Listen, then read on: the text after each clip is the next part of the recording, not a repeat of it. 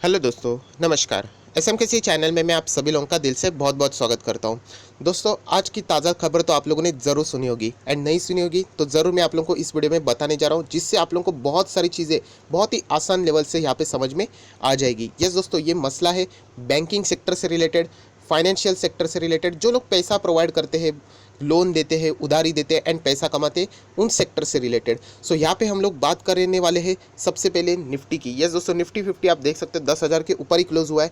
But यहाँ पे हम लोग को जो है निफ्टी का जो गिरावट देखने को मिल रहा है, ज़्यादा बड़ा गिरावट तो है नहीं, 0.32%, मतलब ना के बराबर, जहाँ से शुरू हुआ वहीं पे अंत। बट इस गिरावट में एक्चुअल में जो सबसे बड़ा मसला है आज के दिन का, वो यहाँ पे हम लोग को देखने को ही नहीं मिल रहा है।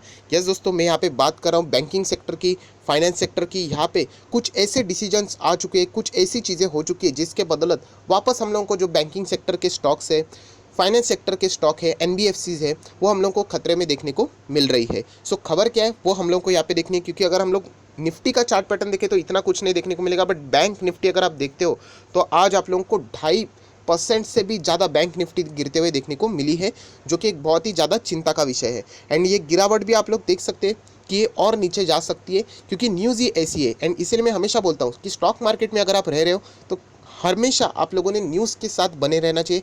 क्या चीज़ें उसके साथ साथ आप लोगों ने अपडेट रखना चाहिए। इससे कौन से शेयर प्रभावित होंगे एंड कौन से शेयर अगर आपके पोर्टफोलियो में, तो आप लोगों ने टेंशन लेने की ज़रूरत नहीं है।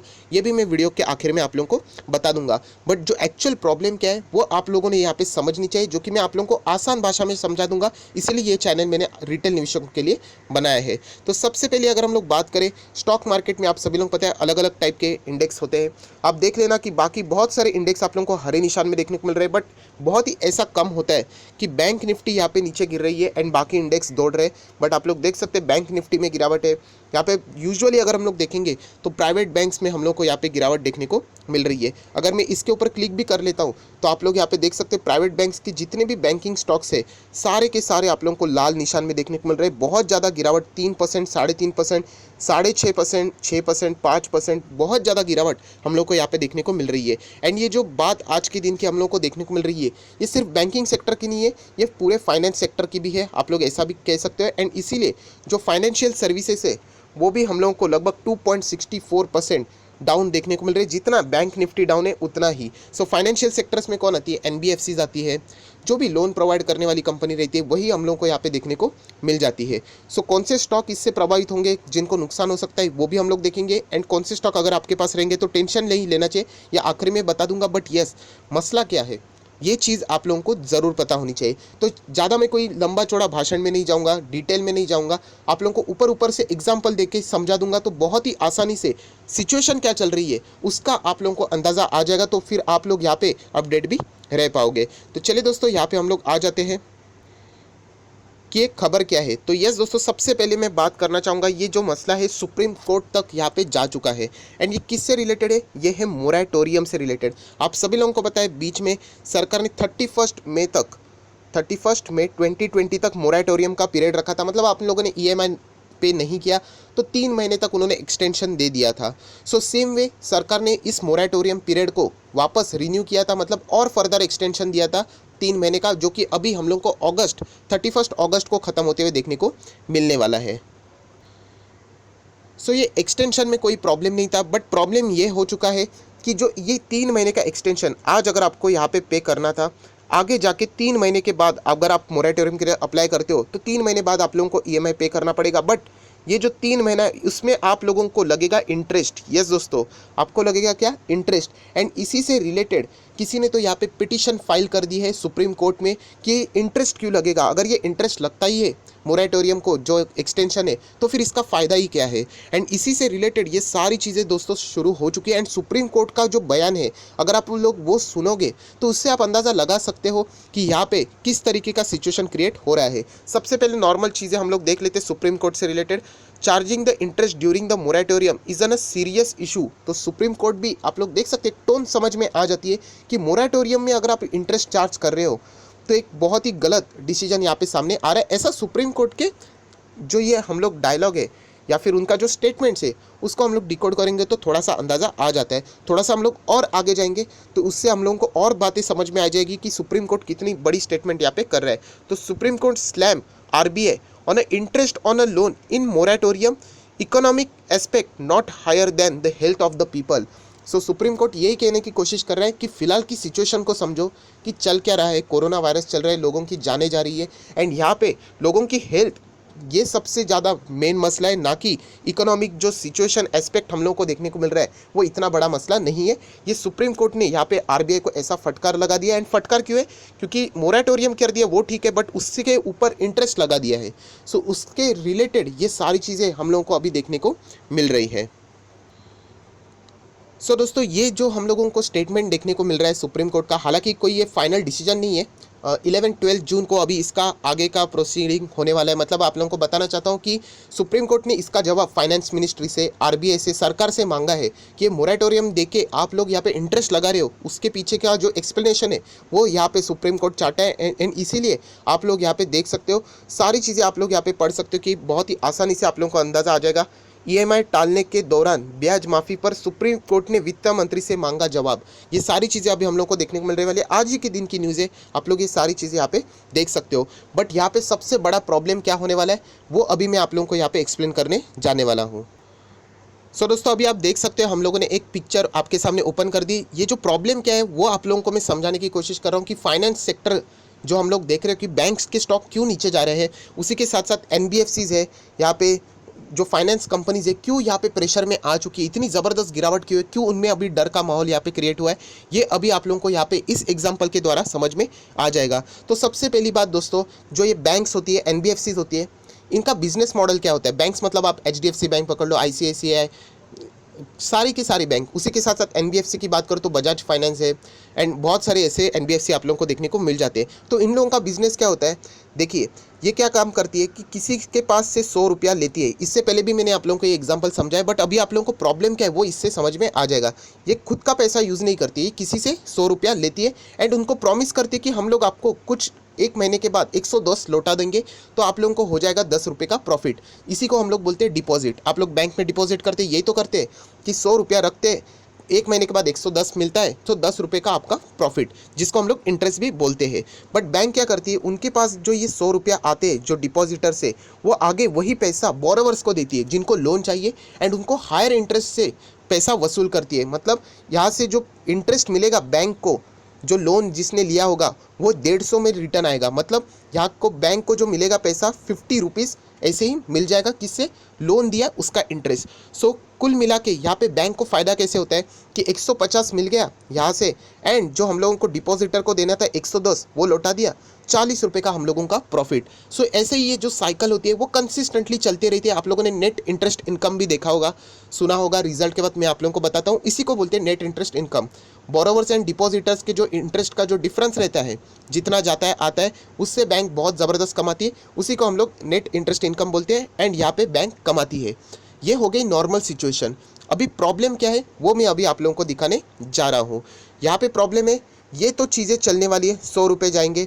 यहाँ पे जो डिपॉजिटर्स है उनको 110 रुपये का इंटरेस्ट उनको मिल जाएगा, कोई प्रॉब्लम नहीं। यहाँ पे बैंक आगे 100 रुपया यहाँ पे लेंडर्स को दे देंगी, लेंडर्स मतलब जो बोरोवर्स है, लेंडर तो बैंक खुद होती है, बोरोवर्स को दे देंगी। एंड प्रॉब्लम ये हो रहा है कि मोरेटोरियम में ये जो 150 है उसको कट करने के लिए बोल रहे हैं। मतलब जो इंटरेस्ट है 50 रुपया वो नहीं लेना चाहिए, जितना है उतना ही वापस आ जाए। सो अगर जितना है उतना ही अगर वापस आ जाता है, सो ओवरऑल बैंक को मिलेगा क्या फिर, 100 रुपया दिया 100 रुपया ही मिला, एंड आगे जो डिपॉजिटर है उनको 110 लौटाना पड़ेगा, तो बैंक के हाथ में रह जाता है 10 रुपये का घाटा। तो ये प्रॉब्लम है दोस्तों जो यहाँ पे हम लोग को देखने को मिल रहा है, जो कि फाइनेंस कंपनी एंड बैंक्स के कंपनी को टेंशन हो रही है।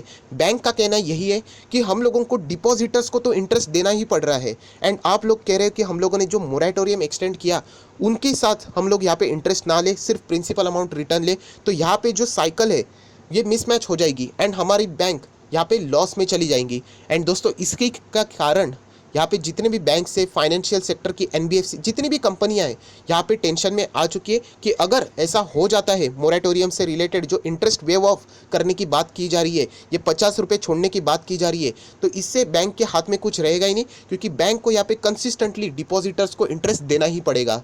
सो दो सिचुएशन है, आइदर यहाँ से डिपॉजिटर्स है इनके ऊपर का इंटरेस्ट कट कर दो, ये कर दो, या फिर यहाँ पे मोरेटोरियम जो इंटरेस्ट है वो वैसे ही चालू रख दो। एंड अगर यहाँ पे अगर ऐसा नहीं होता है, तो यहाँ पे आरबीआई ने सीधा सीधा कह दिया कि अगर हम लोग इंटरेस्ट फ्री मोरेटोरियम लोन अगर दे देते हैं तो यहाँ पे आगे जाके बैंक्स को होने जा रहा है 2 लाख करोड़ का लॉस। यस दोस्तों, अभी आप लोगों को समझ में आया होगा कि क्यों यहाँ पे टेंशन आ चुकी है। 2 लाख करोड़ का लॉस हो जाएगा, क्यों?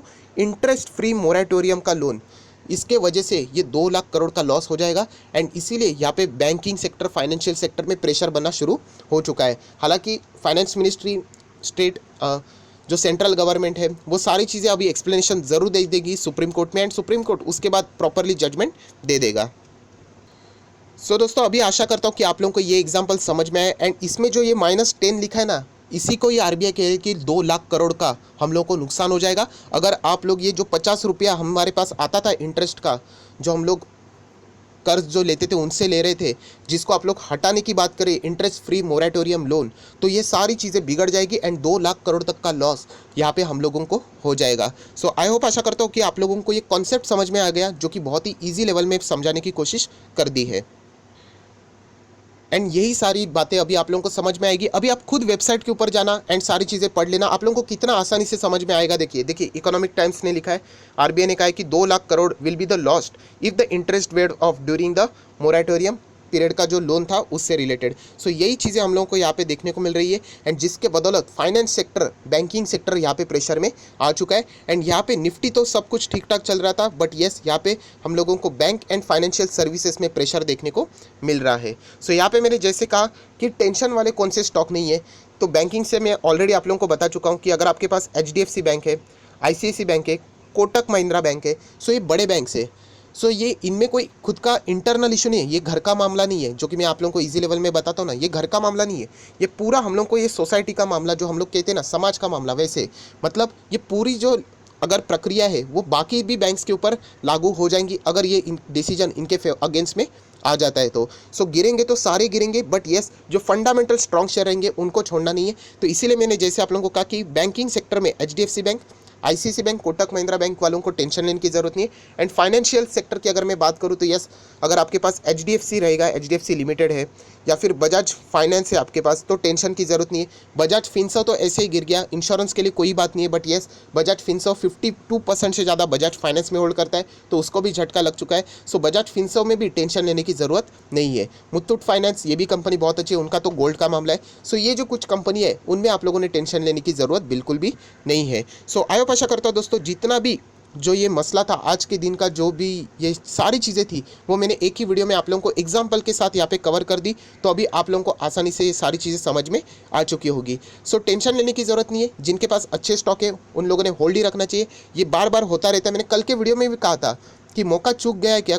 मौका कभी नहीं चूकता है। मौका हमेशा, स्टॉक मार्केट ऐसे ही चलता रहेगा, ऊपर जाएगा नीचे जाएगा, ऊपर जाएगा नीचे जाएगा। सिर्फ एक ही चीज़ है कि अच्छे स्टॉक में बाय ऑन डिप्स, ये स्ट्रैटेजी लगाना एंड आराम से बैठ जाना, कोई टेंशन की बात यहाँ पे नहीं है। ये सारी चीज़ें हमेशा चलती ही रहती है। सो आई होप, आशा करता हूँ ये वीडियो अगर आपके लिए हेल्पफुल रहा होगा, समझ में आया होगा, तो ज़रूर इसको लाइक करना एंड प्लीज़ दोस्तों के साथ ज़रूर शेयर कर देना, तो इनको भी ये जो डिफ़िकल्ट कॉन्सेप्ट है वो आसान लेवल में, आसान भाषा में समझ में आ जाएगा। एंड चैनल में फर्स्ट टाइम आए रहेंगे तो ज़रूर सब्सक्राइब करके बेल आइकन को भी हिट कर देना। तो ऐसे इंटरेस्टिंग टॉपिक्स जो कि टफ होते हैं वो आप लोगों को आसान लेवल में समझाने की कोशिश में इस चैनल के द्वारा छोटे निवेशकों को कर देता हूँ। So that's it, thank you very much दोस्तों, we will be meeting in our next video. तब तक के लिए बाय बाय।